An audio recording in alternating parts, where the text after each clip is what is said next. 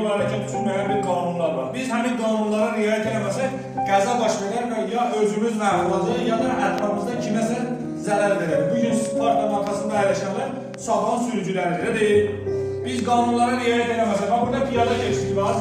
Əgər qırmızı yanında biz piyada keçidindən keçsək nə olacaq? Kimisə bunu öldürə bilər, elə deyil. Və onda da həmin insanın yaşamaq hüququnu əlindən alaraq. Siz istəyirsiniz sizin hüququnuzu kimsə tapdalasın? O zaman gərək elə davranaq ki, sizin də hüququnuzu kimsə tapdalamasın. Siz də kiminsə hüququnu tapdalamayasınız. Yaxşı mı? Hüquqları pozmayaq ki, hüquqlarımız pozulmasın. Təsəvvür edin, elə bir dünya düşünün. Heç kimin haqqını tapdalamır.